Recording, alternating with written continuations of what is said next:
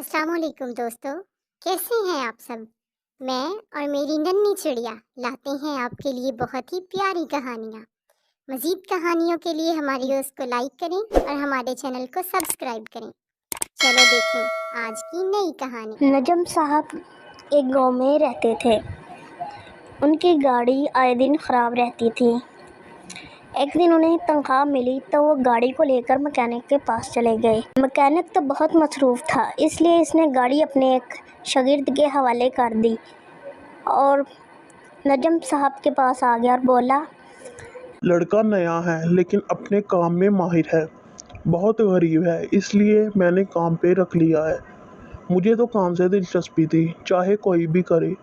लड़का गाड़ी की मरम्मत करने में मसरूफ़ हो गया और नजम साहब इसको देखने लगे। वो वाकई बहुत महारत से काम कर रहा था। थोड़ी देर बाद बातचीत शुरू हो गई। वो बहुत गरीब था। माँ घरों में काम करती थी। बाप बेचारा फालिज का शिकार था और कोई काम नहीं कर सकता था। एक बहन थी जिसकी शादी करना थी। इसकी शादी के लिए पैसे भी जमा करने थे। नजम साहब इनकी बातें सुन रहे थे, इस पर तरस खा रहे थे कि अचानक उन्हें एक आवाज़ आई, अल्लाह के नाम पर कुछ दे दे बेटा। देखा तो एक फ़कीरनी थी जिसका एक हाथ भी कटा हुआ था। उन्होंने अपना पर्स निकाला, 10 रुपये का नोट तलाश किया लेकिन नहीं मिला।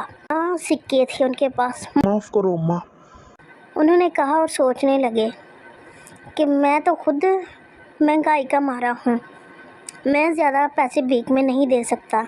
फ़कीरनी उदास होकर आगे बढ़ गई। मैकेनिक लड़के ने जब इसे जाते देखा तो आवाज़ देकर रोका। अम्मा रुको। फ़कीरनी ठहर गई। लड़के ने जल्दी से अपनी जेब से 50 रुपये का नोट निकालकर फ़कीरनी के हवाले कर दिया।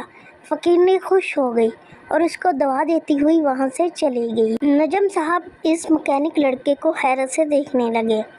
50 रुपये का नोट, 50 का नोट तो मेरे पर्स में भी था, लेकिन मैंने फ़कीरनी को नहीं दिया।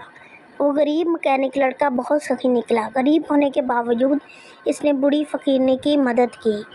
साहब बेचारी बूढ़ी है, एक हाथ भी नहीं है, इस उम्र में कोई काम भी नहीं कर सकती। लड़के ने मुझे देखकर कहा। मैं लड़के की बात सुनकर हैरान हो रहा था।